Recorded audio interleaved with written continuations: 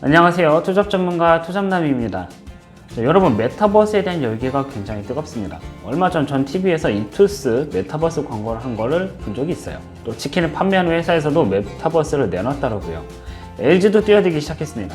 또 모든 메이저 업체들이 메타버스를 선점하려고 지금 전쟁을 벌이고 있어요. 그런데 메타버스는 허구라고 말하는 사람들도 있습니다. 정말 허상인 걸까요? 신기루인 걸까요? 자, 메타버스를 제대로 활용하고 싶은 분들이 계시다면 오늘의 영상 끝까지 놓치지 마시길 바랄게요. 첫 번째 핫 이슈, 메타버스는 환상이다. 자, 메타버스는 환상에 불과하다고 말하는 사람들이 많습니다. 인터넷 자체가 메타버스랑 다를 바가 없는데 차이가 없다는 거죠. 그리고 대기업들이 단지 돈을 벌기에 만든 허상에 불과하다고 주장을 하고 있습니다. 실제로 메타버스가 뜨고 호감기가 터지면서 관련 주가들이 폭등한 건 사실이에요.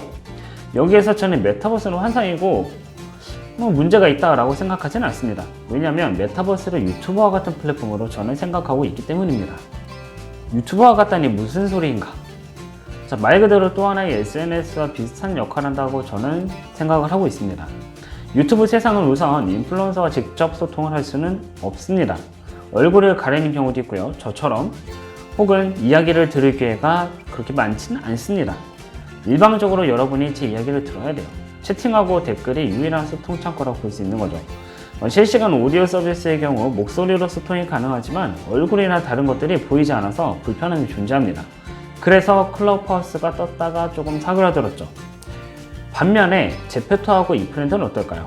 얼굴을 볼 수는 없지만 인플루언서와 직접 소통을 할 수가 있습니다. 이모티콘으로 동작을 보여주기도 하고 직접 이야기를 나눌 수가 있는 거죠. 같이 춤도 출 수 있고 이야기도 나눌 수가 있는 그런 플랫폼이 바로 메타버스예요. 즉 유튜브 오디오 서비스와 달리 직접적인 소통이 가능한 겁니다. 쌍방향 소통이 가능한 거죠.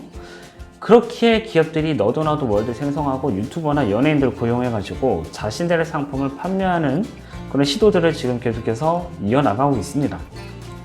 왜냐하면 사람들은 직접 소통하고 싶어서 플랫폼으로 모여드는 거기 때문이죠.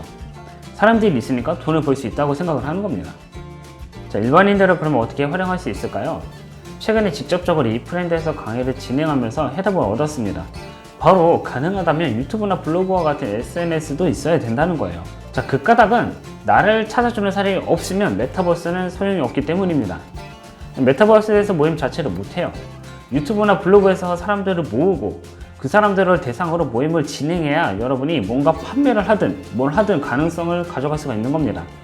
로블록스, 포트나이트 같은 경우에는 일단 게임이 기반이기 때문에 굳이 그렇게까지 하지 않아도 사람들을 모을 수도 있을 거예요.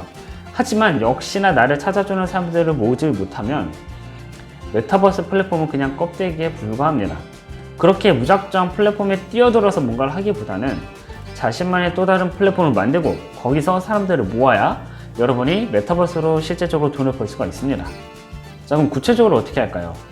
예를 들어서 제가 1년 정도 농산물을 쓰게 하는 블로그를 꾸준히 해왔다고 생각해 볼게요. 그리고 스마트 스토어를 짠하고 연 거죠. 자, 그러고 난 다음에 블로그에서 공지를 띄웁니다. 이 브랜드에서 산나물을 먹어야 하는 이유에 대해서 강의를 하겠다고 딱 띄우는 거죠. 그럼 관심 있는 사람들이 이제 신청을 할 거예요. 혹은 제가 농사에 대해서 말을 할 수도 있겠죠. 그 다음에 사람들이 오면 산나물에 대한 이야기를 이렇게 좀 상세하게 해줍니다. 요리법이나 건강에 좋은 이유나 이런 것들을요. 자, 그리고 난 다음에 그 메타버스 플랫폼에 모여있는 사람들에게 자연스럽게 자료를 보내주면서 이메일 주소를 얻습니다. 자, 얻은 이메일 주소로 여러분의 스마트 스토어 주소가 있는 뉴스레터를 주기적으로 발간하는 거예요. 자, 이와 같은 활동을 상시적으로 진행을 합니다. 그렇게 되면 구매자가 그래도 한 명은 나타날 겁니다. 여러분은 그 구매자들을 대상으로 충성 고객을 만들고 그리고 전환율을 계산해서 어떤 것이 부족한지 무엇이 부족한지 여러분이 개선해 나가면서 상품을 판매하는 거예요. 자, 이건 농산물을 말씀을 드렸지만 모든 분야가 사실 그렇게 다르지 않습니다. 비슷해요. 그렇기 때문에 저는 여러분이 메타버스 플랫폼 자체를 생각하기보다 이것과 여러분이 가지고 있는 또 다른 플랫폼으로 같이 엮어서 이렇게 굴비 엮듯이 한번 만들어 가보신다면 가능성이 있을 거라고 생각이 듭니다. 자, 결론적으로 메타버스는 저는 허구라고 생각하지 않아요. 그냥 여러분이 사용할 수 있는 편리한 판매 도구라고 생각하시면 될 것 같아요. 다만 그 도구가 게임 형태로 진행이 되는 건지 아니면 이야기를 나누는 커뮤니티 형태인 건지 이런 차이가 있는 것 뿐입니다. 형태의 차이가 있다고만 보시면 되는 거예요. 본질적으로 여러분이 여러분만의 콘텐츠, 여러분만의 상품이 없으면 메타버스를 활용하기 어려우실 거예요. 그렇게 가능하시다면 메타버스를 나는 시작하겠다. 그렇다고 한다면 여러분은 반드시 블로그, 브런치, 유튜브, 인스타그램 어떤 게 됐든 SNS를 반드시 시작하시길 바랄게요. 그리고 여러분의 주제를 가지고 이야기를 그 안에다가 먼저 풀어놓으시길 바라겠습니다. 그 후에 그 플랫폼에서 사람을 모으든 아니면 메타버스 자체에서 조금 모으려고 하든 그 사람들을 대상으로 여러분의 상품을 판매하는 거죠. 그렇게 된다면 메타버스가 호구가 아니게 되는 겁니다. 여러분에게 매출을 가져다주는 마법의 도구가 될 겁니다. 자, 저는 다음 시간에 더 좋은 내용으로 여러분을 찾아뵙도록 하겠습니다.